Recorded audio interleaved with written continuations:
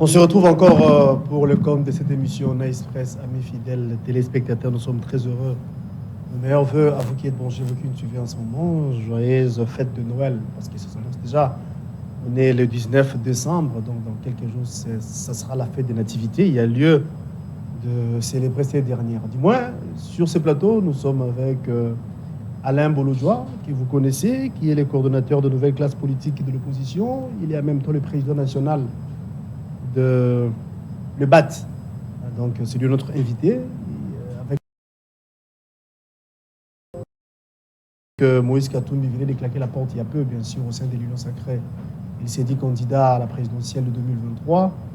Et ça fait couler encre et salive. Il y a certains de ces députés qui continuent à soutenir les chefs de l'État. Donc, on va dire qu'ils vont claquer la porte ou encore ils vont tourner le dos. À Moïse Katumbi, qu'adviendra-t-il? Nous allons vous en dire plus. Nous parlerons de l'insécurité qui sévit à l'Est. Jusqu'ici, pas de cessez-le-feu. Le M23 continue à occuper les zones occupées depuis toujours.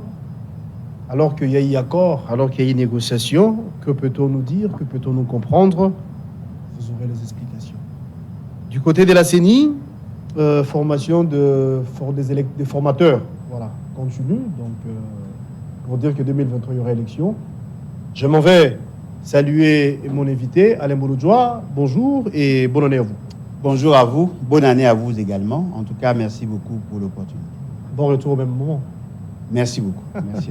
Alors, parlons pays, parlons nation.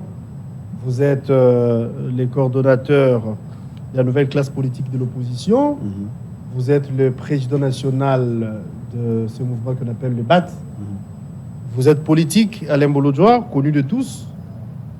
Moïse Katumbi a claqué la porte. Est-ce le moment est bien choisi ou bien il devrait le faire depuis? Il a quitté l'Union sacrée, du coup. L'homme s'est dit qu'il va être candidat en 2023. Est-ce qu'il a bien fait les choix, Moïse Katumbi, d'après vous? Bon, vous parlez du choix par rapport au fait qu'il ait quitté ces conglomérats d'aventuriers, ou vous parlez du fait qu'il veut être candidat? Parce que je crois que nous tous, nous connaissons les ambitions de M. Moïse Katumbi bien avant. Il avait déjà l'ambition d'être candidat. À l'époque, M. Félix Tshisekedi n'était qu'un simple militant d'un parti politique. Il vous souviendra que lorsque Étienne Tshisekedi avait l'ambition de postuler en 2000, après les élections de 2011, M. Moïse Katumbi avait déjà des prétentions, l'intention de postuler en tant que président de la République. Il a connu beaucoup de problèmes avec son ancienne famille politique, MP, et c'est sur base de ça qu'il était forcé à aller en exil. Et donc, il avait déjà développé ses ambitions, quoi de plus normal, parce que jusque-là, au-delà de ce que nous avons comme information, il répond aux critères. Il répond aux critères, les critères objectifs de la Constitution et certainement de la loi. Il semblerait que sa maman est de nôtre, on nous dit qu'elle est congolaise. Il semblerait qu'il est détenteur d'un diplôme, mais ce qui est vrai, il a l'expérience professionnelle parce qu'il est chef d'entreprise. Il fut gouverneur également. Il fut gouverneur plus de 5 ans, ce qui sous-entend que sur ces plans-là, si ces informations-là, les informations liées à sa nationalité sont vraies, il répond aux critères exigés par la Constitution. Et je crois que c'est sur base de ça qu'il pourra arriver à postuler. S'il n'est pas congolais, en ces moments-là, s'il n'est pas congolais d'origine, parce que je crois qu'il est congolais, il vous souviendra que M. Félix et M. Kabila lui avaient interdit d'avoir droit au passeport. C'est M. Félix qui lui aurait permis d'en avoir, et naturellement, on ne donne le passeport qu'au seul Congolais. Sauf peut-être pour le passeport diplomatique, on peut donner à un agent public de l'État, congolais ou pas, ça c'est sur le plan fonctionnel. Donc, M. Moïse Katumbi, s'il est congolais et congolais d'origine, il répond naturellement aux dispositions pertinentes de l'article 70, 72. Donc, il peut être candidat. Mais la question que nous devons tous nous poser, pourquoi avoir pris autant de temps pour se déclarer contre cette fameuse organisation désorganisée que vous appelez abusivement l'Union sacrée. Comment est-il arrivé là? Il vous souviendra que M. Moïse Katumbi, au départ, avait soutenu Elamuka et Kash. Il a eu à soutenir l'UDPS pendant le dépôt des candidatures, nous le savons tous. Il a permis à l'UDPS d'avoir le peu de députés qu'ils ont aujourd'hui, parce que financièrement, il les a accompagnés.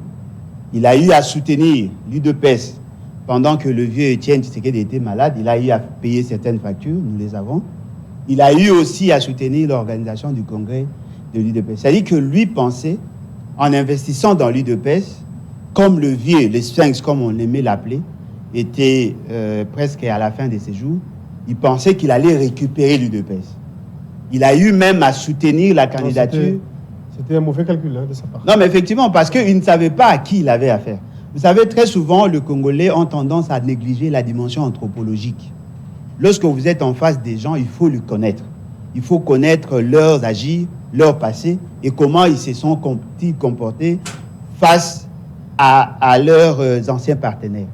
Donc, il a eu à soutenir longuement l'UDPS et jusqu'au niveau où c'est lui qui avait porté la candidature de l'ancien secrétaire général Kabound.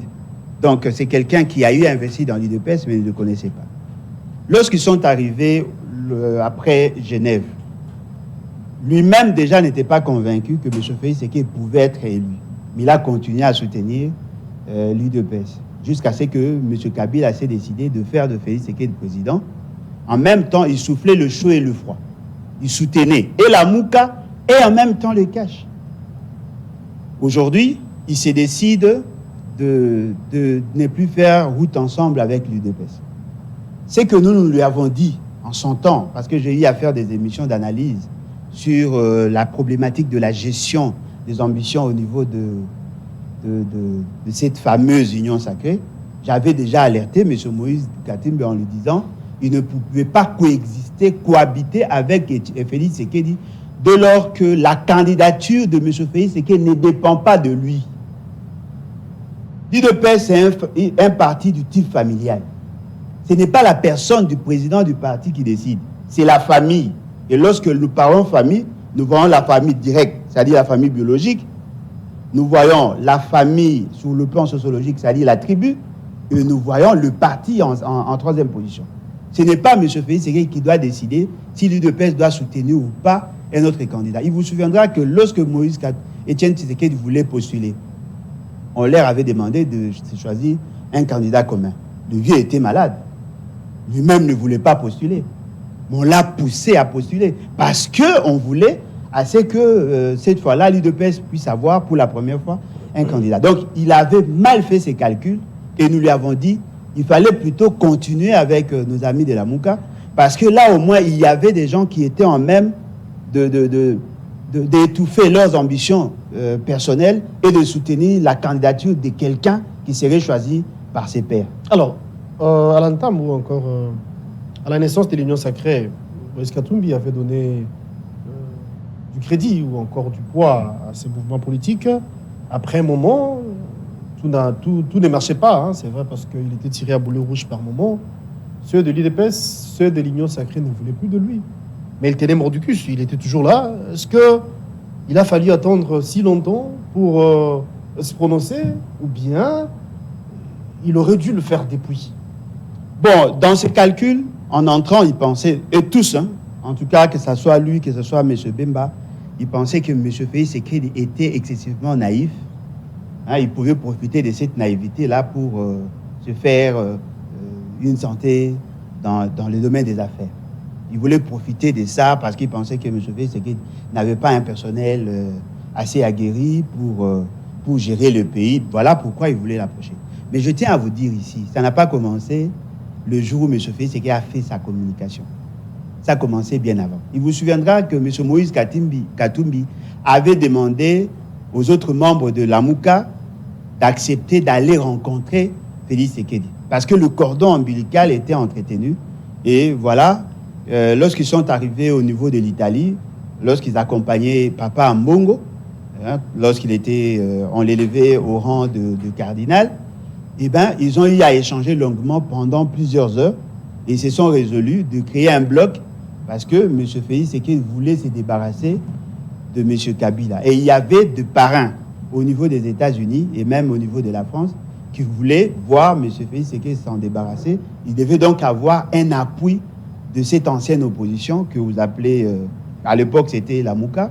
Et c'est comme ça qu'ils ont commencé les tractations jusqu'à avoir cette union sacrée.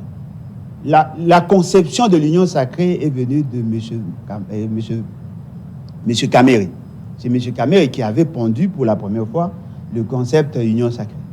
Mais la personne qui a concrétisé l'union, ou les personnes qui ont concrétisé l'union sacrée, il y a Moïse Katumbi et M. Bemba.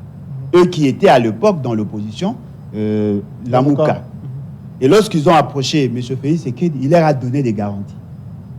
Il leur avait dit, non, voilà, aidez-moi à me débarrasser de l'union sacrée, on aura à partager certainement le butin, parce que je pense qu'il vaut mieux être avec vous qu'être avec Kabila. Les autres ont mordi à l'hameçon, ils lui ont fait confiance. Ils l'ont approché, ils ont sacrifié tout ce qu'ils avaient de valeur. Aujourd'hui, M. Moïse Katumbi a perdu sa crédibilité du fait d'avoir quitté la Mouka. M. Bemba n'en parle même pas, il est devenu un cadavre politique à cause de cette alliance contre nature qu'ils ont eu à faire. Il y a eu une rupture avec la population. C'est-à-dire qu'ils sont venus dans l'idée de soutenir leur frère, alors que leur frère n'était pas lui-même le décideur. Ce qui a fait qu'en arrivant, on leur a demandé d'amener leur majorité, ils ont amené leurs députés, et fort malheureusement, la seule chose qu'avait Moïse Katumbi qui attirait tout le monde, c'était l'argent. Lorsque l'UDPS vivait sous les mamelons de Moïse Katumbi, on le voyait comme un homme incontournable. Mais lorsque M. Félix Tshisekedi a accédé au pouvoir, il est arrivé à gérer de fonds publics. Il s'est fait une santé financière, je dirais même une obésité financière. J'insiste, obésité financière, c'est-à-dire qu'il a eu beaucoup d'argent. Attention avec le concept. Eh bien, il trouve aujourd'hui qu'il n'a rien à envier à Moïse Katumbi. Parce qu'il gère la Banque centrale, il a la possibilité de réaffecter de fonds publics et de les affecter dans le secteur où il peut tirer des dividendes. Ce qui fait que Moïse Katumbi n'a plus rien à apporter à M. Félix Tshisekedi. Parce que à l'époque où ils étaient ensemble, M. Félix Tshisekedi enviait l'argent de Moïse Katumbi. Aujourd'hui, M. Félix Tshisekedi n'envie que l'argent du peuple. C'est-à-dire que s'il veut avoir l'argent, il n'a qu'à créer le RAM, il peut ponctionner dans les revenus de la population, il peut se faire 400 millions de dollars. Alors qu'avec Moïse Katumbi, il fallait attendre les 25, les 100, les 200 000 dollars. Aujourd'hui, ils ont l'argent. C'est-à-dire que M. Moïse Katumbi ne sert plus à rien. Sinon, alors, lorsque les députés se sont rendus compte qu'ils sont arrivés aujourd'hui plus proches de la Banque centrale qu'ils étaient hier, ils préfèrent rester avec Félix Tshisekedi qui a la signature, qui a le pouvoir de faire d'eux des riches. Eh bien, ils considèrent que Moïse Katumbi n'a plus rien à donner. C'est comme ça que le bloc de révolutionnaires, quelque chose comme ça, on les appelle, oui. Effectivement, ça a été créé parce qu'aujourd'hui, ils sont plus proches du soleil que du feu. Alors, ils préfèrent être là. Or, Moïse Katumbi s'accrochait à ces députés-là. J'avais dit en son temps, je crois que c'était l'année passée au début, je lui avais dit, vaut mieux perdre ses députés que perdre sa notoriété. Heureusement, il s'est ressaisi avant. Heureusement, aujourd'hui, nous sommes encore en 2023. S'il y aura élection en 2020, nous sommes en 2022, s'il y aura élection en 2023, il pourrait consolider sa base avec une nouvelle génération et ces jeunes qui viendront vont profiter de son aura parce qu'il faut le dire, le vote au Congo est sociologique. Je ne vois pas quelqu'un battre Moïse Katumbi dans les grands Kata. Sinon, vous avez dit tantôt qu'il a perdu sa crédibilité. Le fait de quitter la Mouka en son temps pour Union Sacrée, il s'est dit qu'il sera candidat en 2023.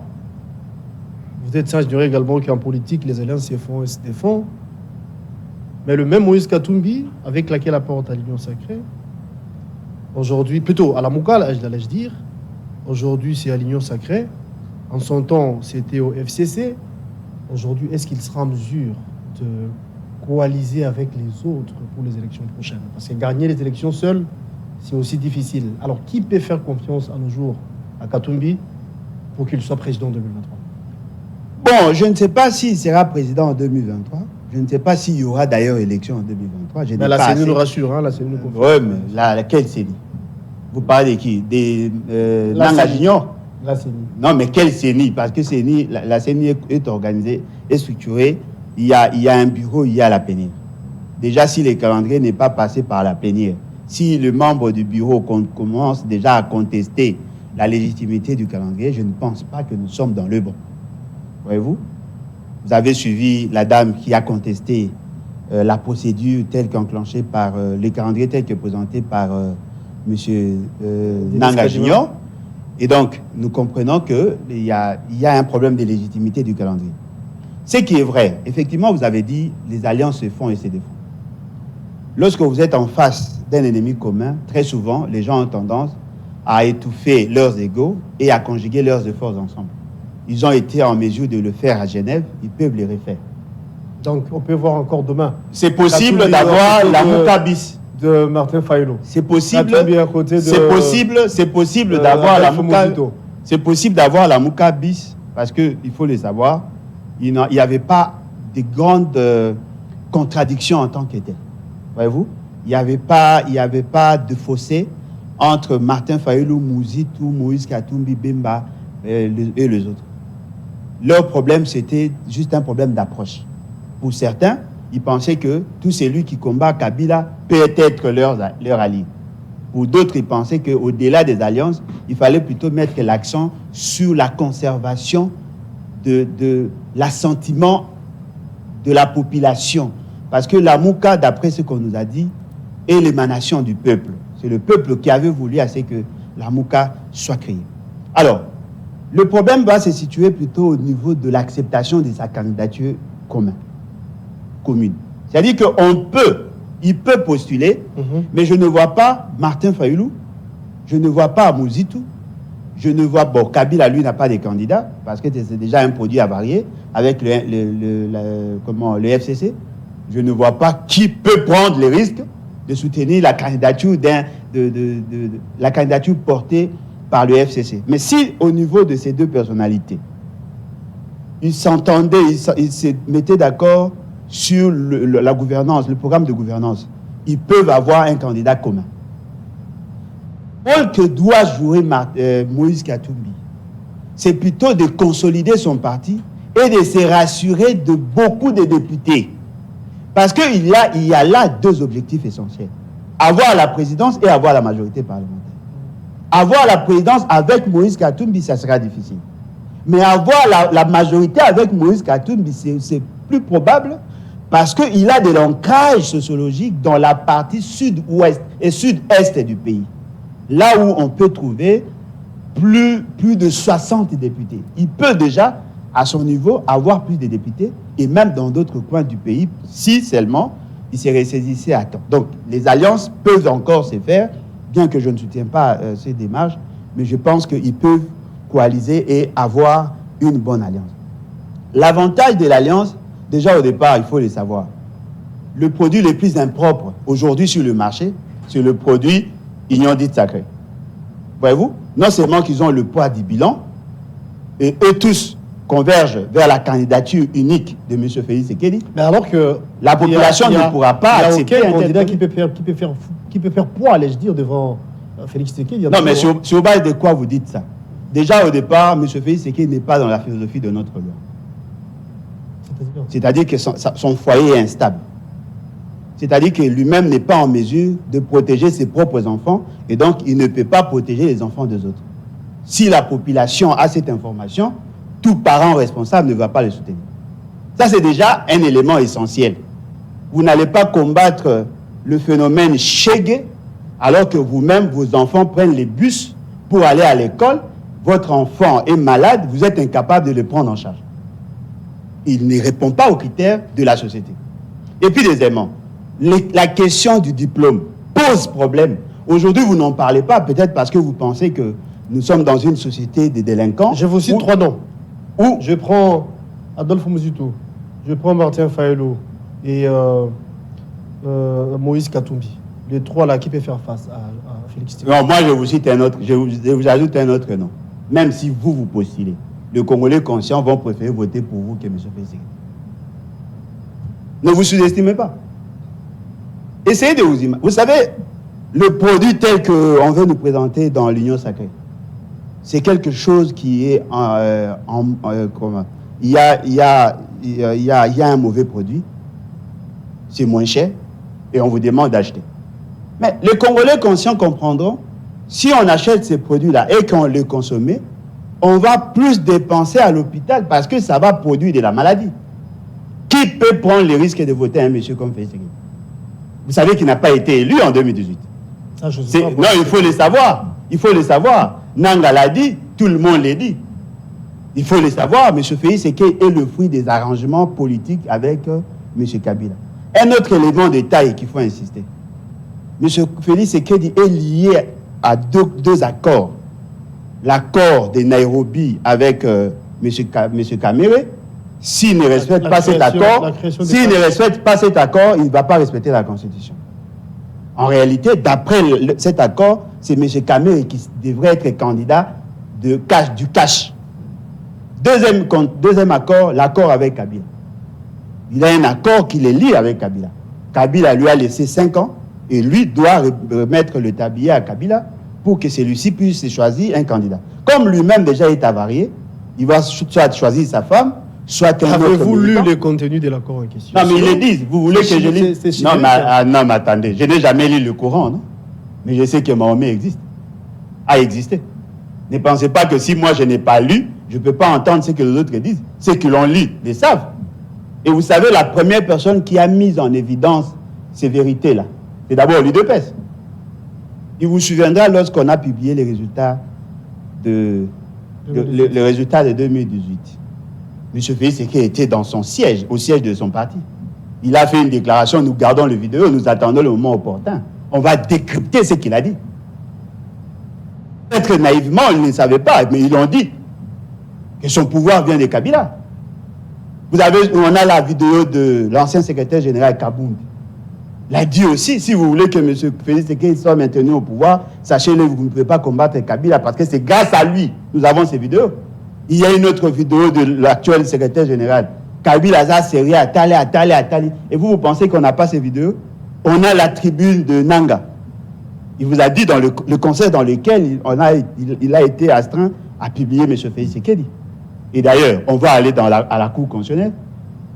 On va aller à la CENI. On va aller piocher. Combien de fois M. Félix Tshisekedi a-t-il eu l'amabilité ou le temps de déposer sa candidature? À 2 reprises.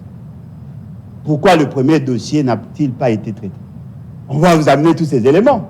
On va vous amener les éléments par rapport au fond en écriture, tout ce que nous avons comme information. Ce qui veut dire qu'aujourd'hui, au regard des données sur le terrain, pour moi, je considère M. Félix, sa candidature, c'est une candidature pour rire. Ça ne servirait à rien pour M. Félix Tshisekedi de possible. Mais le boulimie du pouvoir qu'a Katumbi, y a-t-il pas moyen qu'il puisse soutenir les autres pour renverser la tempête, par exemple? Bon, moi je pense que ce n'est pas de la boulimie, ce sont des ambitions légitimes. Sauf peut-être si vous voulez me dire, pour être candidat dans ce pays, il faut être dans la lignée de Tchétchène. S'il est Congolais d'origine, parce que c'est ça l'exigence de la Constitution, s'il est Congolais d'origine, l'article 72, s'il est Congolais d'origine, c'est-à-dire que l'un de ses parents est copropriétaire des terres, il pourra probablement postuler. Mais jusque-là, M. Katumbi et les autres ne sont pas des candidats. Ils sont candidats à la candidature. Il va déposer son dossier lorsqu'on va convoquer l'électorat, 3 mois avant la fin du mandat. Mandat obtenu par de voies scabreuses de M. Félix Tshisekedi. Eh bien, on va constater qu'il est Congolais, il va amener les éléments de preuve. Fort malheureusement, la démonstration ne fonctionnant pas de manière optimale, on ne saura même pas démontrer que si sa maman est congolaise ou pas. S'il a tous les documents, la CNI va confirmer, elle va valider, la Cour constitutionnelle va confirmer, il le sera. C'est légitime d'avoir Moïse Katumbi candidat s'il est congolais. C'est légitime. Parce que ne donnons pas l'impression comme si pour être candidat ici dans ces pays, il faut avoir un papa qui était ancien Premier ministre, qui était ancien leader de l'opposition, qui était ancien ministre de l'Intérieur lorsqu'on tuait Lumumba, pour prétendre être candidat. Non, tout Congolais d'origine a droit d'être candidat président. Voilà pourquoi vous trouvez, lorsque quelqu'un déclare sa candidature, Il est attaqué par les adeptes de cette religion idépécienne. Alors, Alain Blodjo, parlons élection. 2023, la CENI, bien que vous continuez à remettre en cause cette structure, mais du moins la CENI nous confirme qu'il y aura élection en 2023. Après la publication du calendrier électoral, déjà il y a formation de quelques membres de la CENI, les mois de décembre, donc dans quelques jours, je crois dans 5-6 jours, non, dans 4 ou 5 jours, si je m'abuse, le 24, voilà. Ça sera l'opération d'enrôlement. Ah bon? Ça commence dans quelle entité, s'il vous plaît? La CENI ça va commencer. Sinon, non, mais oui, commencer, oui, mais où? Ne me dites pas que ça va commencer à l'hôtel du fleuve. Ça va commencer où? Les kits sont où? Ça, faut poser la question. Ah, voilà. Mais ne confirmez pas. Sinon, est-ce que, à l'allure où vont les choses, parce que vous êtes sans ignorer qu'à l'Est, ça continue ça urge là-bas, ça c'est vrai. Toujours pas de calmie. Les territoires occupés par la M23 jusqu'ici. Plusieurs tentatives de négociations sans succès. Ah, négociations. Plusieurs tentatives de négociations sans succès. Est-ce qu'il y a lieu de parler d'élection? Bien, il faut chercher d'abord en premier, pacifier les pays et les élections pourraient bien surgir après. Bon, moi je pense que le Congolais, nous devons nous ressaisir et éviter de nous poser, nous Congolais, de nous poser des mauvaises questions aux vrais problèmes. Devons-nous parler des élections? J'ai dit oui. Parce que c'est le seul mode d'évolution du pouvoir consacré. Devons-nous le faire aujourd'hui et maintenant? J'ai dit non. Voyez-vous? Parce que la meilleure des questions, c'est d'abord affranchir la nation et renouer la confiance entre les peuples et ses institutions. Tout à fait. Parce qu'il y a déjà une cassure entre la Constitution et le peuple. Or, la Constitution, en réalité, c'est la volonté cristallisée du peuple. C'est le peuple qui a donné légitimité à cette Constitution. C'est vrai que cette Constitution n'est pas parfaite, mais ça reflète la volonté cristallisée du peuple. En réalité, c'est lui qui est à la tête du pays. Aujourd'hui, sa place devait être la prison. C'est lui qui est à la CENI aujourd'hui, sa place devait être la prison. Toutes les institutions sont illégitimes. Ce qui est surprenant, même la Cour constitutionnelle, qui a pour mission de garantir la légitimité des actes posés dans l'État, la Cour constitutionnelle elle-même est frappée de cette illégitimité. Dans sa composition, la Cour constitutionnelle devait avoir trois catégories de membres au sein de la Cour et avec 3 provenances. Il y a un qui devait venir de la présidence dont le mandat devrait être de 3 ans, un autre de 6 mois, de 6 ans, un autre de 9 ans. Et ça là, c'est fait pour chaque composante. Le Parlement, la présidence ou le président, ainsi que le Conseil supérieur de la magistrature. Déjà là, dans la désignation de membres de la Cour est illégitime. La Cour constitutionnelle est illégitime. Il y a des gens qui ont été choisis dans la Cour sans respecter la procédure constitutionnelle. Vous avez au sein de l'Assemblée nationale des députés qui ont été proclamés élus sur base de son humeur. Et vous avez un président créé par Kabila. Dites-moi, vous parlez de quelles élections? Ce qui veut dire que là, nous sommes en train d'assister à l'effondrement de la société. Les gens ne veulent pas en parler. Chaque fois, lorsqu'on en parle, on nous menace, on nous dit non, on va vous arrêter. Non, nous sommes dans la Constitution. Nous sommes dans la philosophie de la Constitution. Vous insistez sur les élections, mais on va faire semblant des élections. Parce que dans la philosophie de M. Félix Tshisekedi, il veut se débarrasser de ses anciens partenaires qui les lient par les accords. Et la grande difficulté de M. Félix Tshisekedi, il peut agir en interne, mais sur le plan international, ces accords sont scellés. Les accords signés entre M. Félix Tshisekedi et M. Kamere, ça a été acté au niveau de la sous-région de l'Est.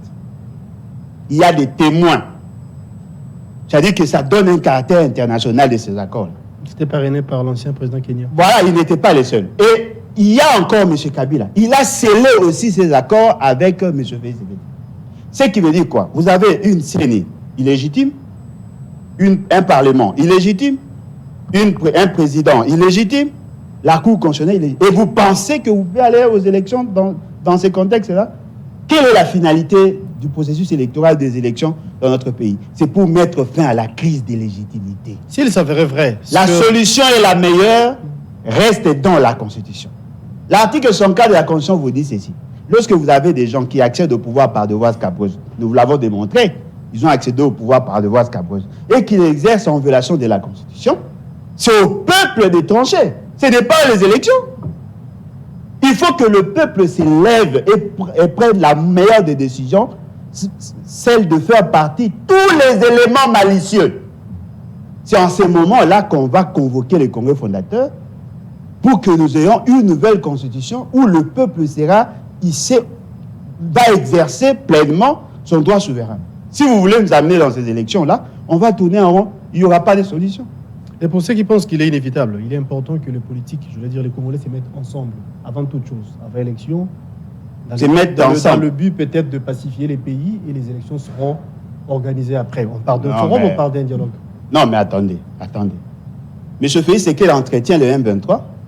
Vous voulez vous mettre ensemble avec lui pour faire semblant de pacifier les pays. Non, vous pensez mais c'est Félix Tshisekedi traque les M23. En bon, depuis quand? Depuis la nuit des temps. En bon, et maintenant ils sont venus comment? Parce que le M23 a été défait. Lui-même l'a dit. Comment sont-ils venus chez nous? Ont-ils occupé les espaces? Et qu'a-t-il fait pour le mettre hors d'état de nuire? Vous voulez qu'on vous dise ce que M. Félix Tshisekedi a fait contre la République sur cette question? Si seulement Mbata ne l'avait pas confirmé, peut-être on allait douter. Mbata vous dit, ces gens-là étaient entretenus par M. Félix Tshisekedi. Dites-moi, lorsqu'ils sont arrivés ici en 2020, le M23 agissait où? Quel est le territoire occupé en son temps, en 2020, par le M23?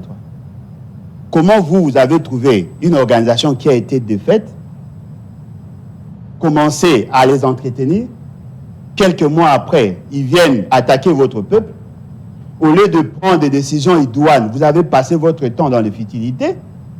Aujourd'hui, vous nous dites, non, voilà, venez qu'on se mette ensemble pour chercher des solutions aux problèmes que moi-même j'ai créés. Non, la personne qui a entretenu la guerre, le M23, doit être d'abord arrêtée. C'est après seulement qu'on va convoquer le Congolais pour qu'ils se mettent ensemble. Parce qu'on ne peut pas prendre le problème, en faire une solution. Ce n'est pas possible. Je l'ai toujours dit, M. Félix Tshisekedi est les zéros de la fonction. Toute solution plus Félix Tshisekedi égale à zéro. Ne rêvez même pas. Je vous l'ai dit et je m'assume. Toute solution plus Félix Tshisekedi égale à zéro. Alors, c'est à vous maintenant de voir. Moi, je pense plutôt que les Congolais doivent se ressaisir. Vous savez ce qui est vrai. J'ai suivi, bon, je ne sais pas si la traduction a été fidèle, mais j'ai suivi ce que notre frère Kabouya a dit au Grand Kassai. Il demande aux jeunes de s'enrôler dans l'armée pour protéger leur pouvoir. Non, pour protéger l'intégrité territoriale, pour protéger la nation, pour protéger le pays. C'est ce qu'il a dit. Ce n'est pas de protéger leur pouvoir. Vous avez suivi, j'espère. Ah. Bon, les traducteurs ont dit pour protéger leur pouvoir. Si vous dites ça, certainement que vous avez raison. Alors, comment peut-on, et d'ailleurs, ce n'est même pas la première fois, nous allons distribuer les armes. C'est-à-dire qu'il y a déjà rupture. Il faut rechercher, consolider l'unité nationale autour des valeurs cardinales, pas autour de la personne de Félix Tshisekedi. Qu'est-ce que Mouzitou peut faire à côté de Félix Tshisekedi pour qu'on arrive à endiguer la situation M23? Qu'est-ce que Martin Fayulu peut faire, Félix Tshisekedi, Kabila, Moïse Katumbi, tous ces gens-là, qu'est-ce qu'ils peuvent faire pour aider M. Félix Tshisekedi à s'en sortir, vivant ou quoi, je ne sais quoi, dans cette situation? La solution est la meilleure, doit venir de lui. Voilà, chers Congolais, je vous ai trahi. Je démissionne. En ce moment-là, nous, l'opposition, nous allons les sécuriser. On va les protéger contre les attaques tant de l'extérieur que de l'intérieur. C'est notre frère. Nous allons les sécuriser. Il sera peut-être à Kabiaka, Mwanga ou à Ndjili. On peut même lui donner les pays de la nation. Ça peut devenir sa résidence. On les sécurise, on amène les GR, tout. On ne le fera pas comme lui l'a fait avec Kabila. On va les sécuriser. C'est à lui maintenant de nous démontrer qu'il est en mesure d'abandonner son ego et de chercher à solutionner le problème congolais. Parce que je vous dis ici, on ne peut pas sauver et M. Félix Tshisekedi et la nation. C'est à vous de faire le choix. C'est comme aujourd'hui, une femme qui veut mettre au monde, le médecin vous dit, soit vous choisissez la maman, soit vous choisissez le bébé. Ce que nous cherchons maintenant, c'est de sauver la nation. Non? Alors, si on doit sauver la nation, c'est-à-dire la maman. Et en danger, parce que... Et effectivement, vous savez, vous dites... jusqu'ici sous contrôle. Non, mais pourquoi vous vous battez seulement pour Bounagan? Non. Les accords de M. Félix, c'est qu'ils vont au-delà de Bounagan. C'est à titre d'exemple, Bounagan est sous contrôle. Ici, à Kouamout, ça continue à... Ça, ce sont des histoires entretenues justement pour justifier les glissements. Je vous dis aujourd'hui, nous sommes dans une situation telle que la maman veut mettre au monde, les spécialistes, les médecins et les sages-femmes vous disent, soit vous sauvez la maman, soit vous sauvez l'enfant. C'est à vous maintenant de choisir.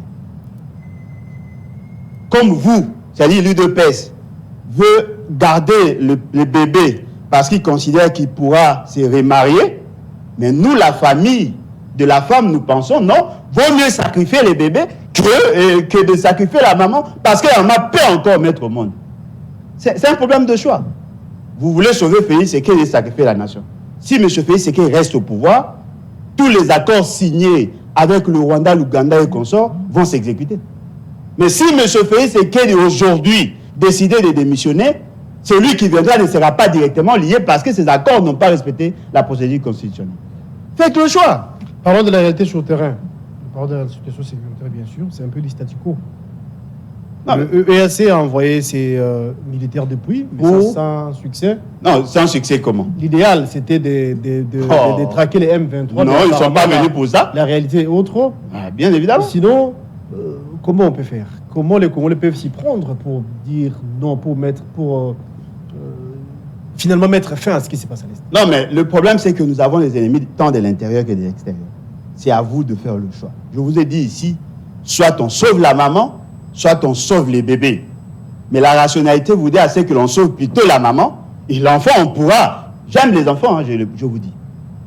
Mais je ne peux pas sacrifier un bébé qui n'est pas encore né et sacrifier ma femme pour sauver un bébé qui est au ventre. C'est à vous de faire le choix. Mais je fais ce que vous avez dit, qu'il n'allait pas négocier avec le M23. Moi, je vous avais dit. Il maintient sa position. Non, il ne faut pas gober ces mensonges-là. Il a négocié avant, il négocie pendant, il négociera après. Je vous avais dit ici, on avait confié la mission au chef MG, chef d'état-major généraux des pays membres de l'EAC, pour aller parlementer avec le M23 et amener les conclusions au niveau du président. Dans le prochain sommet, ils vont réfléchir sur comment les appliquer. Il y a un projet de loi d'amnistie à l'Assemblée nationale, au Parlement. Ils sont en train de vous mentir. Ça, c'est un pouvoir de la honte, un pouvoir de mensonge. Ils sont en train de parlementer avec le M23. Ils sont en train de parlementer. Et j'étais d'ailleurs surpris. Il y a un groupe de membres de l'UDPS qui m'ont inséré dans leur groupe. Ils ont lancé un appel conférence. Vous savez qui était l'invité de Marc là-bas? Ngoma. Willy Ngoma. Alors, il faut que les gens apprennent à être sérieux. M. Félix Tshisekedi n'est pas loin du M23. Mais ce n'est pas attesté non plus ce que vous dites. Hein. Non, mais j'ai mon téléphone là sur place. J'ai mon téléphone, je peux vous donner même le numéro. Il y a même certains journalistes de la famille Tshisekedi qui étaient là. J'ai mon téléphone là, je peux vous le démontrer. Imaginez, j'étais obligé de couper l'appel et je leur ai dit, plus question de mettre devant ces délinquants là. Si vous voulez entretenir la confusion, pas avec moi. Ce qui veut dire qu'aujourd'hui, vous êtes en face d'une appendice du bras séculier de l'union sacrée que vous appelez le M23. C'est lui qui a ressuscité le M23. Et ça a été démontré aujourd'hui. Alors vous pensez que nous devons aller dans ce sens. Moi, je pense sincèrement, nous devons plus conjuguer nos efforts dans l'idée de sauver la nation. Le jour où vous trouverez que c'est Alain Bolodia qui pose problème, n'hésitez pas, mettez-moi de côté. Parce qu'on ne peut pas mettre en exergue les intérêts individuels contre les intérêts collectifs. Est-ce que vous pouvez vous imaginer, il y a eu plus de 6 000 morts depuis que M. Félix est au pouvoir. Plus de 6 000 morts. Il y a près de 3 000 personnes tuées depuis qu'il a décrété l'état de siège. Aujourd'hui, nous sommes à la 38e prolongation. Mais il n'arrive même pas à faire l'évaluation de ce qu'il a pu poser. Aujourd'hui, notre armée n'est pas suffisamment motivée. Aujourd'hui, nous sommes en incapacité d'avoir un bon commandement en chef au niveau de l'armée pour que nous arrivions à sécuriser nos enfants. Aujourd'hui, il y a des enfants qui font des kilomètres et des kilomètres pour fuir la guerre. Il y a d'autres qui trouvent la mort à la route, sur le chemin, justement parce qu'il n'y a pas une bonne politique. Ne fût-ce que la gestion de la crise. Vous trouvez qu'il y a des déplacés. Mettez même à leur disposition des camions pour réduire tout ce qu'il y a comme mobilité. Donnez-leur ne fût-ce qu'à manger. Vous savez pourquoi ils ne le font pas? Parce qu'eux-mêmes ne savent même pas respecter leurs propres enfants. Moi, j'ai vu des enfants être refoulés ici, dans ces pays. Un enfant de 4 ans, on l'a chassé comme une chienne. C'est la fin de cette émission, Bouloudjoua. Alors, il faut que nous arrivions à imposer cette marque. Ça, c'est juste une parenthèse. Essayez de vous imaginer aujourd'hui, M. Félix Tshisekedi se permet de dire à tous les parents qui ont abandonné leurs enfants qui sont dans nos rues, on leur demande de récupérer ces enfants-là, sinon ils seront arrêtés. Qui va respecter? Qui va respecter? Vous avez trouvé allez voir dans la vidéo là, on a présenté M. Félix Tshisekedi, un homme marié qui avait 5 enfants. Vous êtes sûr qu'il en a 5? Soyons sérieux. Moi, je pense qu'on ne peut pas avoir M. Félix Tshisekedi à la tête du pays. La vie privée. Non, ce n'est pas la vie, c'est la vie de la nation. C'est la fin de cette émission. C'est la vie de la nation. Un bon père peut être un bon président, pas l'inverse. Vous donnez aux enfants des autres des jeeps et vous laissez vos enfants prendre les bus pour aller à l'école. Et vous trouvez ça non. Ce n'est pas sérieux. Ils ne méritent pas être à la tête du pays. Merci d'être venu. C'est moi qui vous remercie. Je rappelle ici que vous êtes le coordonnateur de nouvelle classe politique de l'opposition. Vous êtes le président national au niveau du BAT. Les BAT, pardon. Merci Alain Bouloudjoua. Partie remise, on peut vous retrouver prochainement. Merci à tout moment. En tout cas d'avoir répondu à notre invitation. C'est la fin de cette émission Express, amis fidèles téléspectateurs. Retrouvons-nous à 18h pour la rediffusion. Demain, à la même heure, avec le même plaisir pour un nouveau numéro. Et bonne suite de programme sur nos antennes. Au revoir. Merci.